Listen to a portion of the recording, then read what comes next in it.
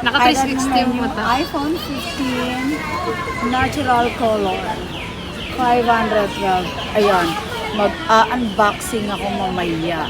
Later lang, wag mo na ngayon, mamaya pa. 15 Pro Max, clear case with lens.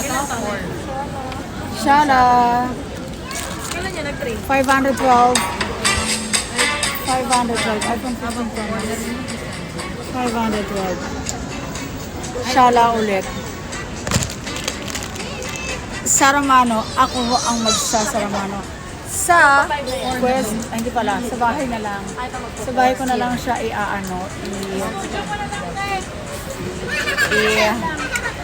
Unbox. unboxing. Kasi Unboxing sarado ko na mamaya. mamaya patayin ako ng ilaw. Sa studio ko na Sa clinic. Ang beater dito ka na pairap ng irap. Ayan, beater. Beater, kanina pairap ng irap. Kasi daw mag-15 Pro Max ako, tapos siya mag-iPhone X lang daw siya.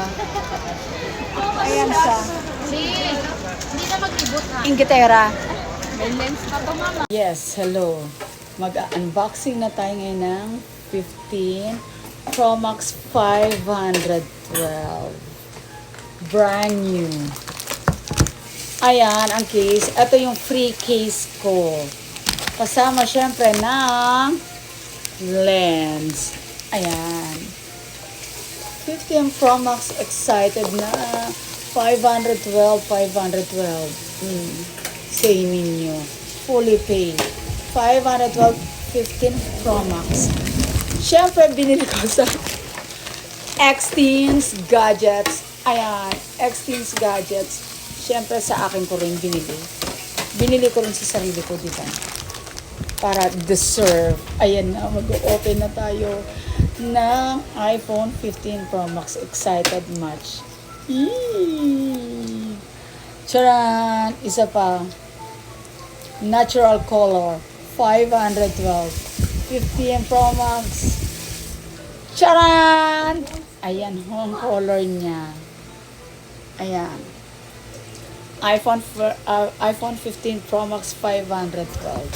Siyempre, hindi tayo papakabog dahil Android, chika lang.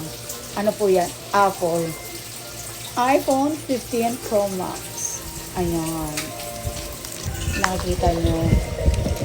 Ang charger niya, ang pinagkaiba lang ho ng charger niya is Type-C. So, yan. Type-C siya. Naka-play ba siya? Ano po naka-play? Ayan siya. Ayan siya. Siyempre, activate ko na siya. Wait lang. Okay. Okay. Wait lang ha. Ina-activate ko na siya syempre.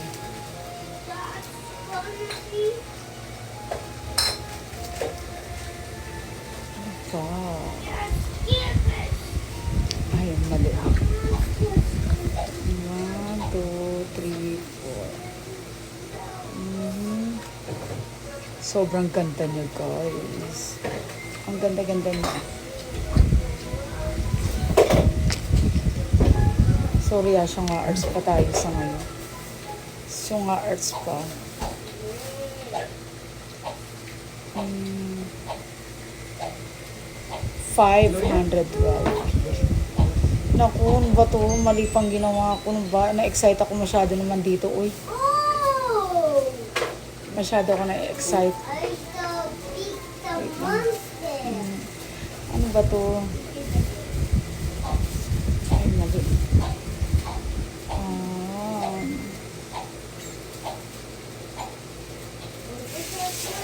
Ano ba to?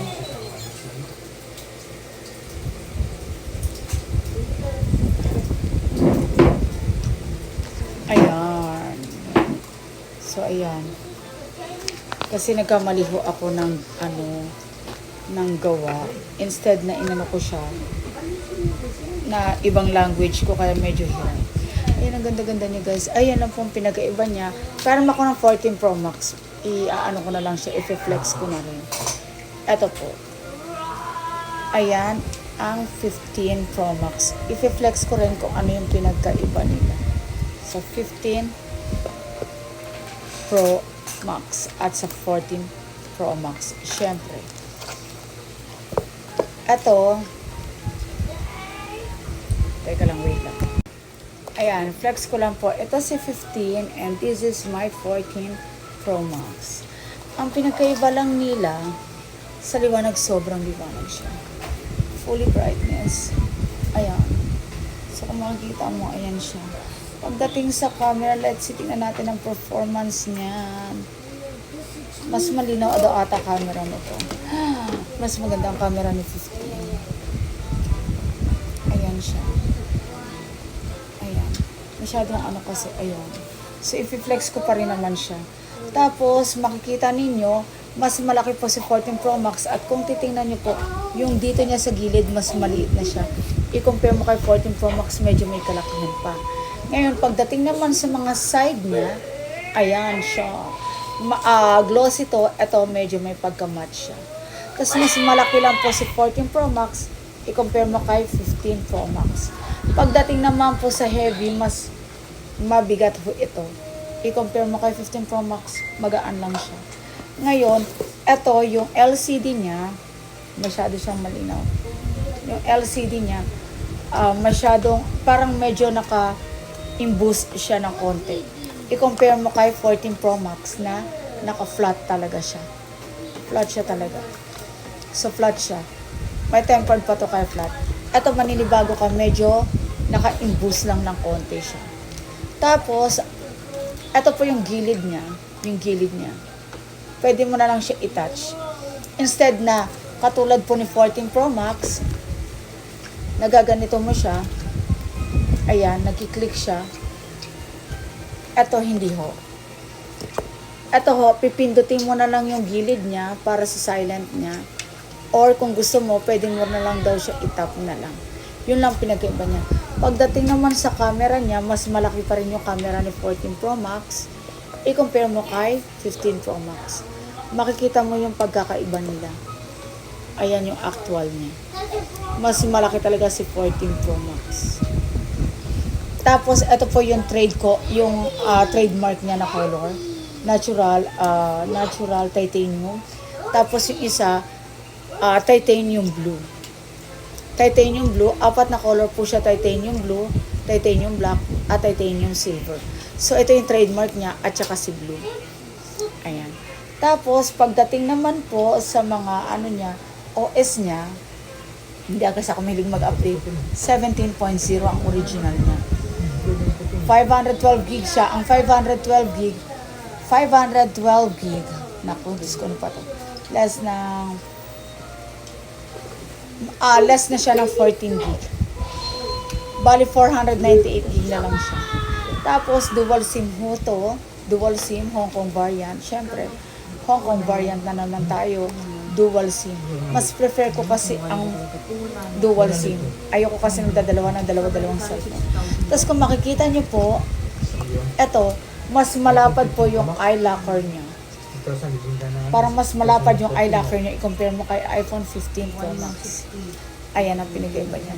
Pagdating naman sa performance, sa mabilis, pareho lang naman sila na mabilis.